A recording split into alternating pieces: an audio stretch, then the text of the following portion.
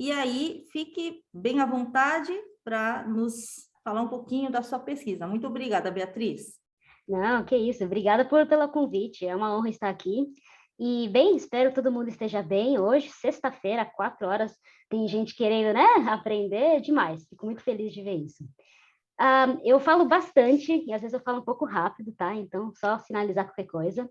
Eu fiz um apanhado geral de tudo que eu vi, tanto no bacharelado quanto no mestrado. Aí, qualquer coisa nas perguntas, podem perguntar o que não ficar claro, o que vocês tiverem curiosidade, tá?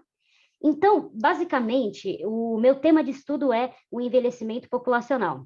E aí, no mestrado, eu foquei como é o Japão, porque o Japão, ele é a primeira sociedade super envelhecida. O que isso quer dizer? A gente vai chegar lá. Então, primeiro, para falar sobre envelhecimento populacional, está super em voga agora, né? Vemos bastante nas notícias. Então, para isso, vamos primeiro falar um pouquinho o que é esse evento. O Kofi Annan, em 98, já tinha colocado ele como uma revolução silenciosa. Isso quando ainda um pouco a gente falava sobre o assunto num grande ambiente e tal. Então, por que ele fala que ele é uma revolução silenciosa? Porque os efeitos, eles são super sutis. Você só percebe que aconteceu essa revolução depois de, às vezes, décadas. Não é que nem, por exemplo, guerra, fome, epidemias, que é muito direto o impacto. E aí, essa é a importância de ver o envelhecimento e outra, ficar já mãos a postas para saber como lidar com isso. Então, apesar de ele ser global, a diferença com que ele ocorre é muito grande, dependendo da região e dependendo do país. Então, nós vamos ver países como o Japão, que já são extremamente envelhecidos, e outros países, a maioria africanos, que ainda são países jovens, mas o envelhecimento ele ocorre. Aí aqui a previsão, então, era o quê? Então, primeiro, nos anos 90, nós tínhamos apenas 500 milhão de pessoas idosas. E agora, então, 2017, eram 1 bilhão. E a previsão é que em 2050 teremos 2 bilhões e 2100, 3 bilhões. É muita gente isso. E ainda mais porque vamos ver qual é o peso disso para a sociedade, para a economia, para o sistema de saúde. E aqui eu vou colocar um asteriscozinho, que isso é uma coisa que quem está estudando envelhecimento vai ver, pode ser um pouco chato, porque não existe um marco universal de qual é a idade de um idoso. Então, tem países e tem organizações que colocam 60 anos, tem outros que colocam 65. E aí, o que é muito chato quando você faz pesquisa demográfica é que você vai encontrar números muito diferentes, mas é porque você tem que checar qual é o marco que eles estão utilizando, tá? Isso faz um pouco de diferença, assim. Aí, então, vai ter muito número, mas prometo fazer não ser uma coisa muito chata, porque eu também não sou muito fã de números. E, então, vamos só ver assim. Quando a gente fala de demografia, sempre tem que colocar um pouquinho de números, falar o que é muito, qual é o mínimo. E aí, qual é o patamar que você pode falar que uma sociedade ela é considerada como idosa? Isso acontece quando 10% da população total é composta de idosos. E 10% não parece nada, né? Parece praticamente nada de pessoas. Mas se você for pegar uma população como, por exemplo, a japonesa ou a brasileira, é muita gente mesmo.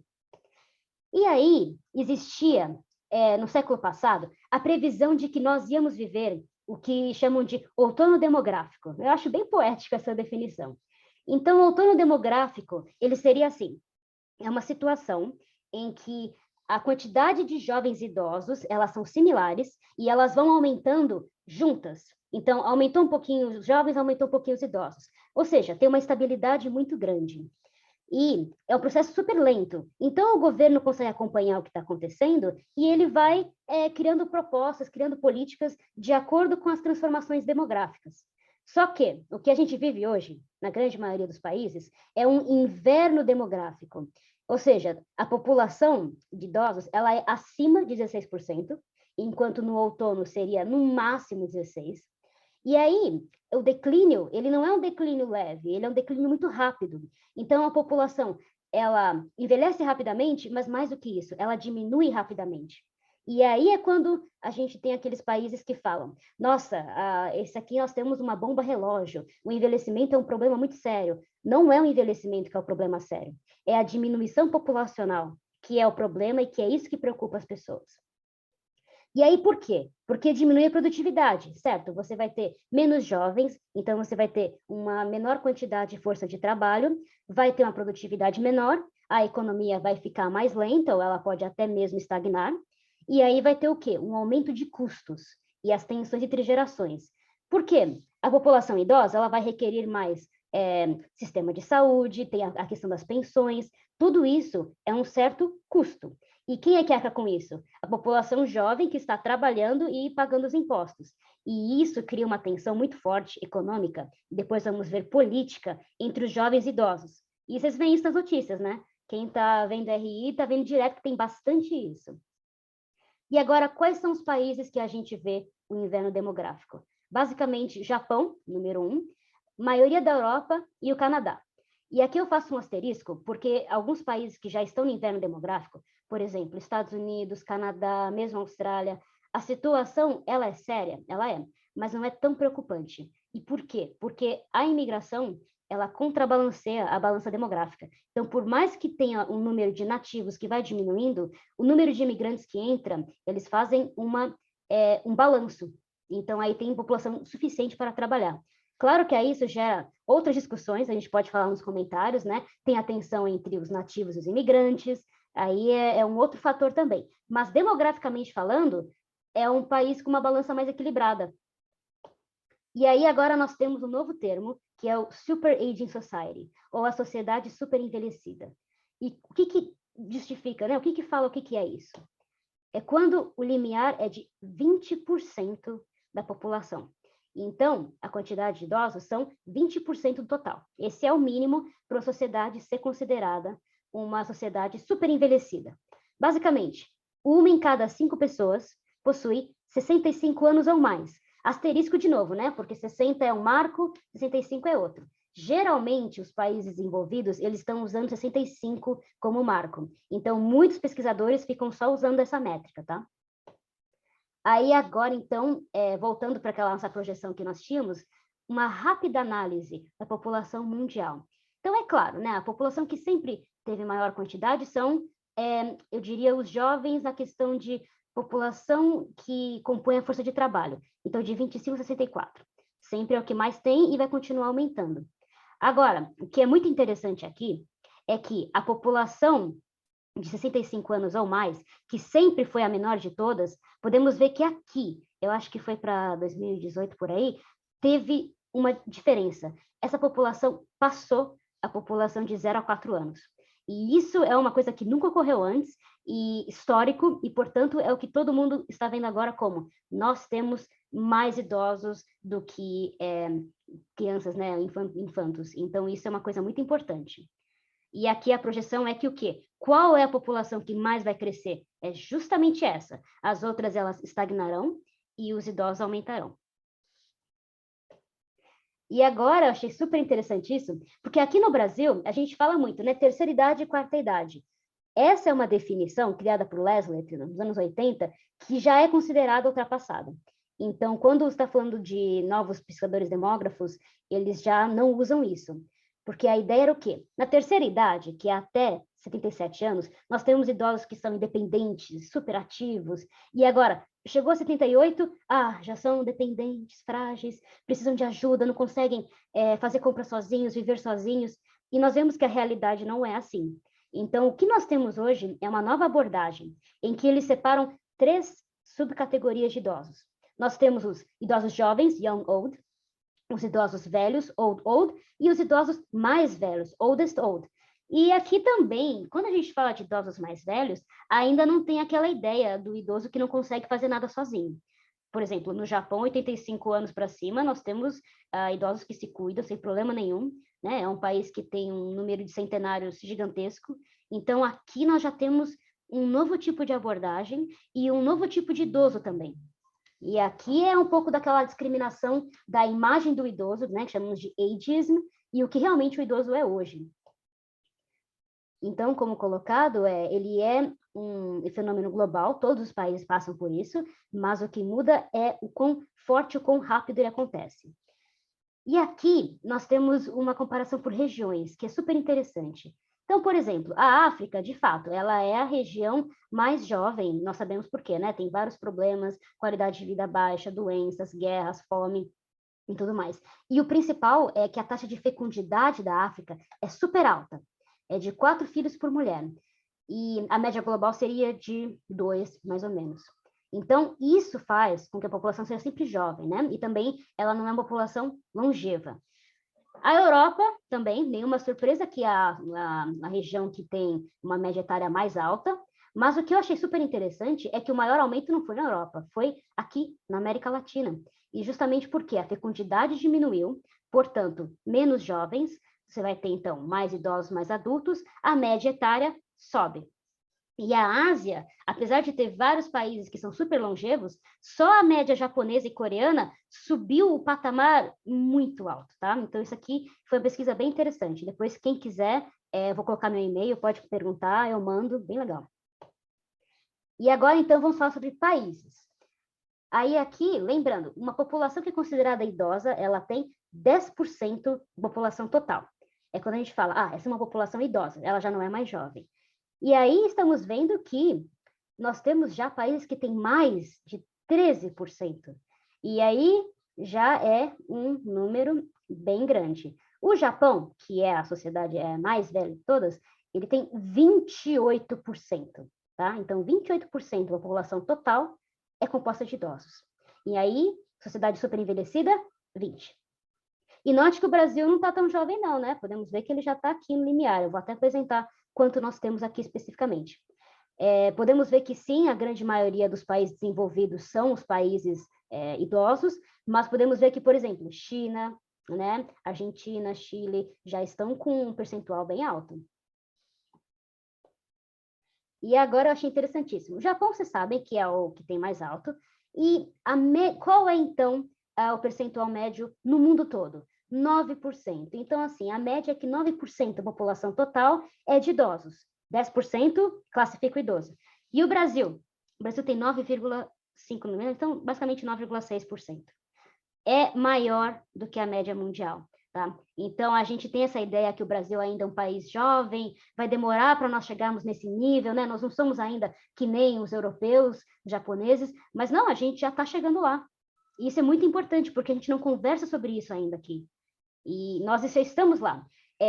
Os demógrafos, eles apontam que os 3 países em desenvolvimento que mais tem que ficar de olho são China, porque a política do filho único na China tem também problema com falta de mulheres, mas também tem um envelhecimento rápido. Turquia e Brasil, tá? Então, lá fora já estão de olho aqui na gente.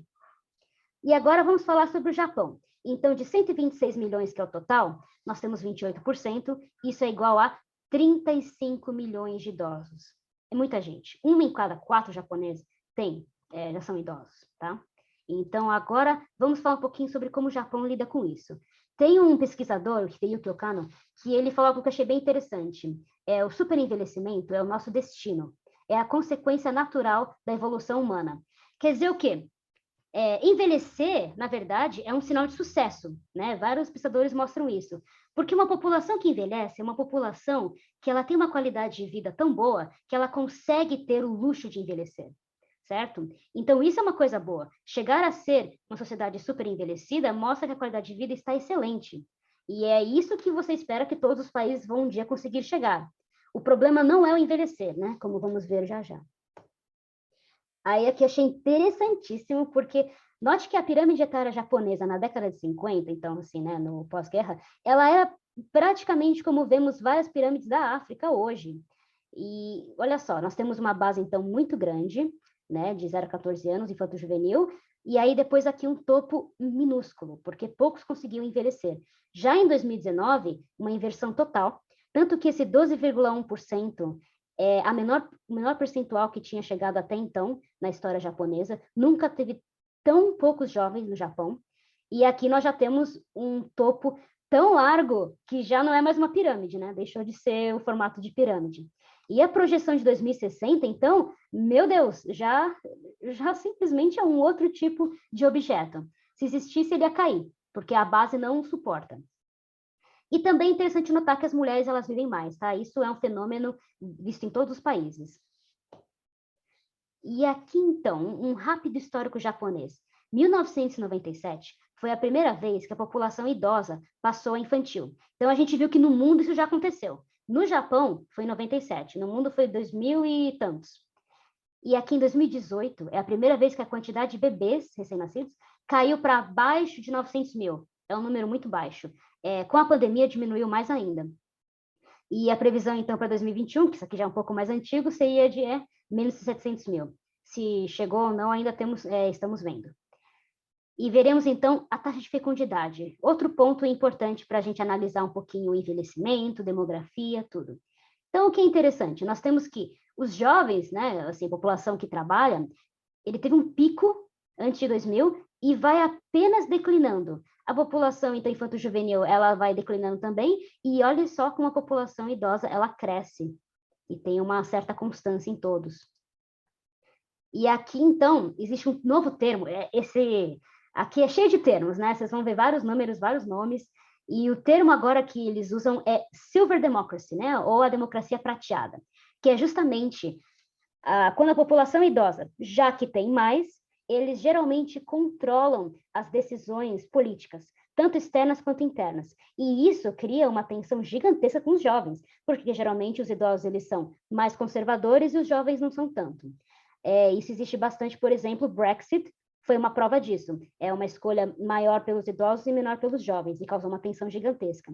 Então, isso vai ficando cada vez maior. E agora, então, taxa de fecundidade. Super importante a gente falar sobre isso, porque o envelhecimento, tudo bem, tem longevidade, expectativa de vida, mas a taxa de fecundidade é o que define quando um país é considerado, meu Deus, a situação está problemática porque nós temos poucas pessoas, muitos idosos, ou um país que é simplesmente, olha, a gente tem bastante idosos, está aumentando, mas nascem muitos jovens, assim, ou então nós temos muitos imigrantes. Então, está tranquilo. E aí, o que acontece? A taxa de fecundidade, existe uma média, que seria a média que garante o equilíbrio. E aí seria a taxa de reposição, ela é universal, que é de 2,1. Então, qual é a ideia? Idealmente, cada mulher deveria ter 2 filhos para poder garantir que a balança demográfica se mantenha igual. Óbvio que a realidade não é assim. Vão ter mulheres que vão ter mais, vão ter mulheres que não vão ter filhos, mas a ideia seria essa. E o que acontece? No mundo já está ficando mais baixo, principalmente em países envolvidos. E no Japão está como 1,4 filhos por mulher. O fato dela diminuir não é uma coisa negativa, porque isso mostra que as mulheres elas ganham mais independência e agência sobre as suas vidas. Então, quais são os fatores que definem ela? Primeiro, o fator biológico. Idade de casamento. Tanto mulheres quanto homens casam mais tarde, então como é que eles falam? A janela de fertilidade também ela diminui. Contraceptivos também. Fatores sociológicos. Então, as mulheres elas conseguem, primeiro, estudar mais, depois, elas conseguem trabalhar, então elas vão focar mais no emprego. E aí nós temos aqui 3 fatores que são muito importantes, que aí define bastante, dependendo do país. No caso do Japão, um fator muito sério, falta creche, principalmente em grandes cidades. Tóquio é tão difícil que tem casais que eles já pedem para entrar na lista de espera de uma creche antes da mulher começar a engravidar, porque eles sabem que vão ter que esperar pelo menos 1 ano. Então, isso aqui é um fator muito sério. Outro fator, situação econômica do país. Quando você tem um país que ele está com situação ruim, crise, deflação, os casais geralmente esperam um pouco para ter filhos ou deixam de ter mais filhos. E o casamento eu estou colocando aqui por causa do Japão, tá bom? Vamos ver que ele tem um estudo de caso bem diferente com isso.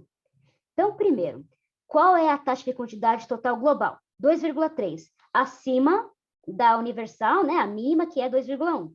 Lembrando que o local que mais ajuda essa taxa a estar num nível bom são os países africanos, tá? Que tem uma taxa muito alta, geralmente 4 filhos por mulher. E a japonesa? Então, nós podemos ver que, olha, aqui na década de 60, ele tinha acima de 2, né? Então, ele era equilibrado, e hoje nós temos aqui 1,4. E esse ano aqui, vocês podem ver que tem um vale gigantesco e caiu absurdamente. Esse é o ano que, eu não sei se vocês conhecem o horóscopo chinês. Então, o horóscopo chinês, eles têm os animais deles, e eles também têm os elementos chineses, tá? Que, além dos nossos 4 elementos, eles também têm a madeira. Esse ano é o ano do Hino-Euma, que é o ano do cavalo de fogo. Eu não estou brincando, gente, eu fiquei chocada quando eu vi. Esse é o ano do cavalo de fogo, certo? Então, qual é a superstição que existia e ainda existe? As mulheres que nascem nesse ano são consideradas mulheres que são com muita atitude, muito bravas, elas seriam péssimas esposas. Por causa disso, muitos casais deixaram de ter filhos ou então não quiseram ter filhos esse ano, justamente para não arriscar ter uma mulher desse zodíaco, porque ela não ia casar. E essa superstição era tão grande que, olha só como caiu. Eu fiquei chocada quando eu vi. E logo, logo, eu acho que daqui a alguns anos, vai vir o nosso próximo ano do Cavalo de Fogo. E aí, o que muitos demócratas querem ver é, vai ter tanto efeito assim como teve antigamente? Porque os jovens não têm essa questão de superstição tão grande, né? Então, isso eu achei super interessante ver. Que superstição é uma coisa que, né? Por exemplo, aqui, ele tem realmente um certo efeito. E agora, lembra que eu falei dos casamentos? Outra coisa que também foi chocante para mim, que é o quê? Vocês podem ver que aqui os países europeus, eles têm aqui a quantidade de nascimentos fora de casamento, certo? Então, é um número bem grande. Aqui, para quem ficou curioso com a parte da Suécia, que eu achei interessante, é porque eles não estão contando união estável como casamento. E lá tem muitos casais que ficam só na união estável. O que é interessante, no Japão, vocês podem ver que o número está praticamente aqui, baixíssimo, no limiar de muito menos de 5%. O que acontece? Existe um certo tabu para mulheres que têm filhos fora do casamento e filhos fora do casamento. Eles sofrem bullying em creches, nas escolas, elas não têm tanto ajuda do governo, e a sociedade em si julga, a família, vizinhos. Então, existe uma falta de mulheres que têm filhos fora do casamento. Geralmente, elas preferem o aborto, de tão séria que é a situação. Então, quando a gente fala de casamento, nós estamos falando especificamente o caso do Japão, tá? Porque muitos países têm filhos fora do casamento, o Brasil é um exemplo. Mas quando falamos do Japão, isso é importante, porque aí o governo não pode focar tanto em políticas públicas que ajudem mães solteiras com filhos, porque são poucas. Eles têm que focar mais em casais mesmo. E agora, então, quando falamos de fecundidade, falamos muito das mulheres, certo? E o que é importante? O fato da mulher poder trabalhar e estudar é excelente, é super positivo, que nem as pessoas poderem viver mais. O que pega muito é que no Japão, na Ásia no geral, Coreia também tem esse mesmo problema, é que as mulheres têm um machismo muito forte e elas são geralmente forçadas a escolher entre uma carreira e uma família. É muito difícil às vezes ter os dois, tá? Porque às vezes as empresas, elas esperam que a mulher depois de casar, ela vai parar, ter filhos e nunca mais trabalhar. Ou se ela voltar a trabalhar, é quando os filhos já estão na escola e ela vai pegar um bico, um arubai toda a vida. É muito raro a mulher conseguir voltar para o mesmo pique, para o mesmo nível hierárquico que ela estava antes. Porque já terão novas mulheres, que recém-saídas da faculdade, que vão pegar aquela posição. Isso é um problema muito sério. Então, o que nós falamos muito é que existe essa curva do M. A curva do M é justamente elas saíram da faculdade, elas entram no mercado de trabalho, então a taxa de participação é alta. Aí, quando nós temos a idade do casamento, de ter o primeiro filho, elas saem do mercado de trabalho para cuidar do filho, porque ainda tem essa ideia muito forte, que é a mulher que cuida do filho, o homem trabalha, ele ganha pão. E depois, quando os filhos já estão mais crescidos, elas voltam ao mercado de trabalho. Então, nós podemos ver que o M era muito mais acentuado antigamente, e agora ele está um pouco mais sutil. Mas agora, no caso dos homens, é constante, eles continuam até o fim. Geralmente ainda tem essa questão de lealdade a uma única empresa, aposentou, parou, certo? Então, isso é uma coisa muito importante a ser vista. E aí as políticas do governo também têm que lidar com essa parte do empoderamento das mulheres. Agora, então, focando um pouquinho, como é que são os idosos hoje no Japão? Qual é a situação deles? Apesar do Japão ser um país envolvido, então esperamos que, né, vai ser muito mais tranquila a vida lá, não é sempre bem assim. Então, nós temos 1 milhão de idosos que vivem em casas de repouso. Lembrando que é um número muito maior total. Aí, qual é o problema? Para você poder entrar numa casa de repouso, às vezes até em instituições de saúde, como hospitais, você tem que ter geralmente um fiador. Esse fiador pode ser alguém da família, pode ser alguém mais jovem, mas você tem que ter alguém que vá lá e vogue pelo seu nome. E 30% dos locais, eles simplesmente recusam admitir um idoso se eles não têm o fiador. Qual o problema? Os idosos que não tiveram filhos ou não têm família próxima, porque tem família que não cuida e não tem mais colegas vivos, eles não têm como ser admitidos a instituições. E na pandemia isso foi um problema muito sério. Então, 1/5 dos idosos, eles estão em situação de pobreza no Japão. E isso é uma coisa muito séria, porque eles param de trabalhar e tem uma dependência muito grande. Para as mulheres, mais ainda, porque se elas saíram do mercado de trabalho jovens, é muito mais difícil quando elas são idosas. E aí nós temos também os idosos que vivem sozinhos. Tem o mesmo problema. Tem dificuldade de alugar um local para morar se não tiver família ou se não tiver fiador. Porque muitos têm medo de alugar para o idoso e aí ele morre e fica, pô, e agora? Como é que eu vou fazer? Né? Eu tenho que lidar com os custos do funeral e etc. E isso leva a um fenômeno chamado kodokushi, que é literalmente morte solitária. Ou seja, o idoso ele morreu sozinho em casa, ninguém percebeu, só viram semanas depois, identificaram o cadáver e acabou. Ninguém nem esteve perto dele nos últimos momentos de vida. Então, isso é um fenômeno que ocorre cada vez mais. E também, então o que acontece? Para esses idosos que não conseguem ir para lugar nenhum, existem contratos meio suspeitos em locais com condições precárias, bem assim, legal. E em Sapporo existiu um caso em que pegou um incêndio justamente numa casa como essas. Então, 11 ou 16 moradores, eles estavam aqui, eram idosos, deficientes, que moravam meio que no ilegal, e aí pegou fogo e simplesmente 11 morreram, porque não tinha condições de escapar, ou então a casa estava em condições muito ruins. Então, isso é uma coisa muito discutida agora também no Japão.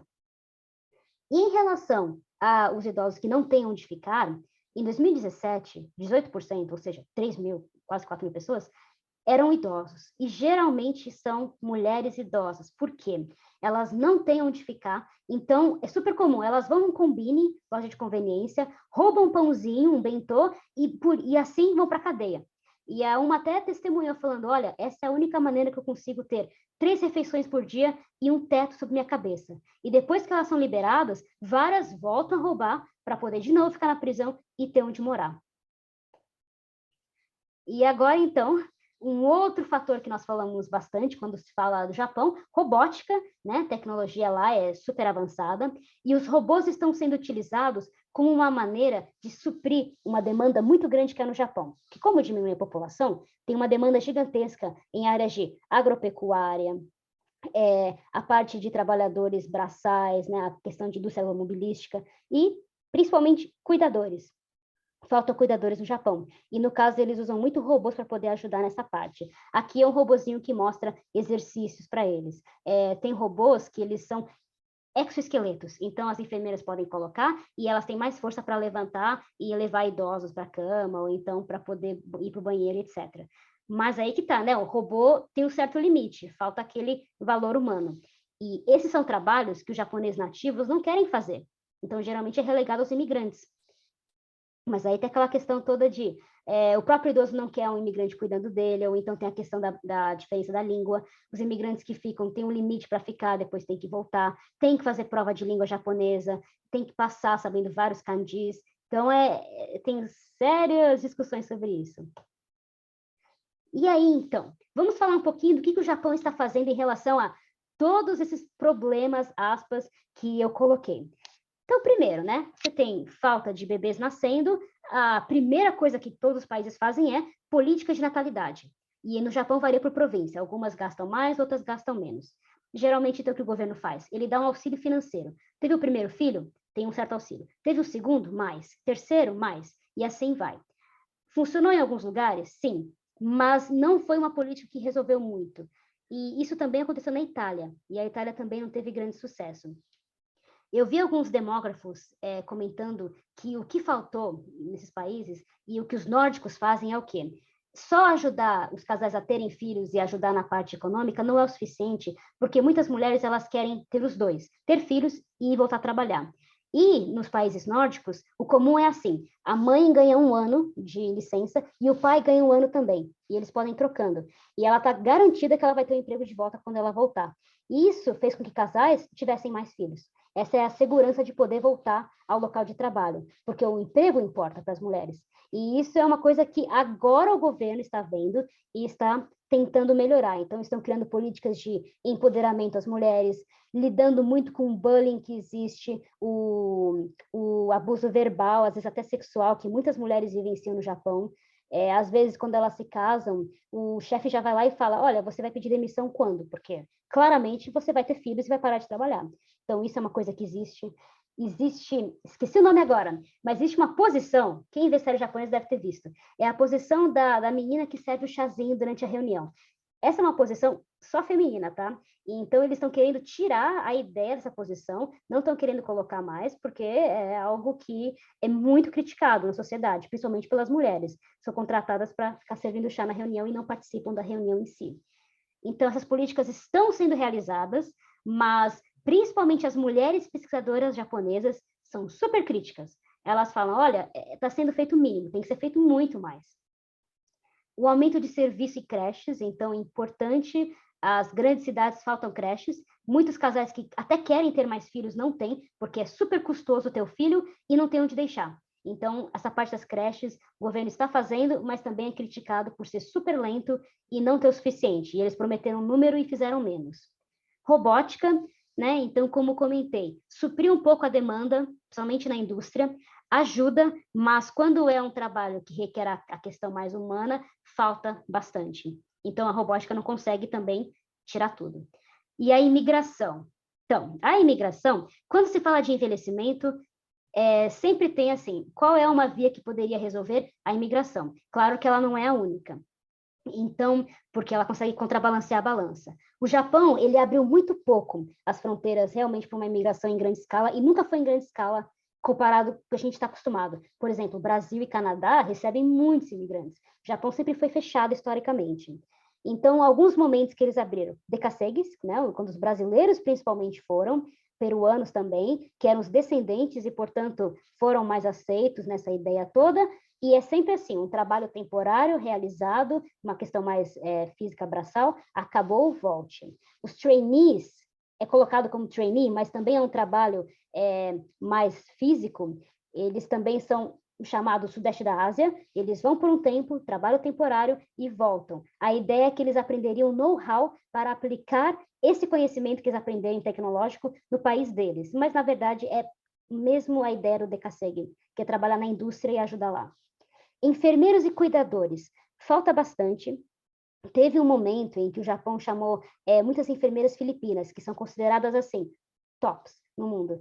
E elas queriam ir para o Japão. O problema foi, elas tinham um tempo máximo para ficar alguns anos, tinha que fazer uma prova de língua japonesa, passar, era nível, acho que N2, N3 no Nyokushin, e elas mesmo passando, elas tinham que voltar depois. Então, nunca havia promessa de permanência no Japão. O que aconteceu? Várias, quando acabou esse tempo, elas preferiram ir para onde? Estados Unidos, Canadá, que já tem o inglês, elas sabiam inglês, e eles dão permanência. Se você preenche essa vaga na parte de enfermagem e cuidador, você pode ficar permanentemente. Pronto, então o Japão perdeu essa janela de oportunidade.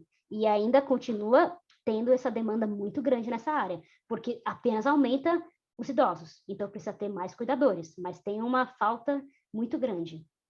E a dificuldade da aceitação. Isso não é só do Japão, todo país que lida com grande imigração, existe uma tensão entre nativos e os imigrantes, principalmente quando há uma diferença cultural muito grande entre eles, religiosa, e no Japão tem essa dificuldade, até mesmo com os descendentes, que chegam aí até lá e também não são tão aceitos. Então, isso é um outro fator que faz o Japão não ser o país mais atraente para a imigração, como, por exemplo, o Canadá e a Austrália são mais elogiados nesse quesito. E, por fim, o que alguns autores colocam é o seguinte, não existe uma silver bullet, né, uma bala prateada. Não tem uma solução que vai resolver tudo e ótimo, agora já está perfeito, já não temos mais problema nenhum, acabou. Então, quando nós lidamos com uma questão como o envelhecimento, como o meio ambiente, por exemplo, como a questão do machismo, não há uma única coisa que vai solucionar tudo e está tudo ótimo. Então, eles colocam muito isso. Você não pode lidar só com um tipo de política, só com um tipo de demanda de trabalho. Você tem que lidar com cada partezinha do problema para aí poder solucionar em grande escala. Uma outra coisa sendo feita, que eu não coloquei aqui, são as chamadas cidades do futuro. Acho que até já deve ter alguém que ouviu falar, que são, assim, cidades que estão sendo montadas, planejadas, estilo como Brasília foi, do início até o fim. Elas são super acessíveis como infraestrutura, tem clínicas, hospitais gratuitos, a ideia é que qualquer pessoa consiga andar, tem parques, então tem, assim, um meio ambiente muito bom, uma qualidade de vida muito boa, e a ideia é que essas cidades estão sendo feitas agora no Japão, alguns lugares na Europa, é para poder mostrar como tem que ser a cidade acessível para todas as idades no futuro. Porque um fator muito importante que tem não é tão problemático no Japão, mas é problemático, por exemplo, no Brasil, a falta de infraestrutura. Muitas ruas são inacessíveis para os idosos. E não só para idosos, né? Deficientes físicos, carrinhos de bebê, várias coisas. Então, isso é um fator também que é muito colocado. Quando se fala de envelhecimento populacional, não é só pensar no agora, como lidar com muitos idosos e poucos jovens. Não, é lidar como os jovens de hoje vão ser os idosos de amanhã e como é que eles vão ter essa qualidade de vida, como é que eles vão conseguir viver? Eles vão conseguir sair de casa, ter uma vida saudável, trabalhar, voltar, ou eles vão ficar presos em casa porque eles simplesmente não conseguem caminhar na rua em que eles moram? Então, isso também é uma questão muito, muito colocada. No Japão não é tanto infraestrutura, então eu não coloquei aqui. E aí, então, basicamente, falei muito, gente, desculpa, e falei rápido, provavelmente, mas aqui são os pontos principais. Envelhecimento populacional, super em voga lá fora, é muito, muito comentado. O Brasil ainda é pouco, a gente está começando a falar mais sobre isso, mas é muito importante que a gente estude isso, porque o Brasil já já vai ser uma população idosa e nós não estamos preparados para isso. E nós temos que estar, porque a preparação que começa hoje vai talvez ter efeitos daqui a 2, 3 décadas. E olhe lá. Então, isso é muito importante ser colocado. Meu e-mail está aqui e depois eu disponibilizo os slides também. Então, espero que tenham gostado. Muito obrigada, Beatriz. Nada. Obrigada. Pessoal, nossa, né? Fiquei refletindo aqui, depois os alunos vão comentar, também tirar dúvidas, né? Mas é uma coisa que é uma bênção para indivíduo, que é viver muito tempo, né? Por exemplo, mais de 100 anos.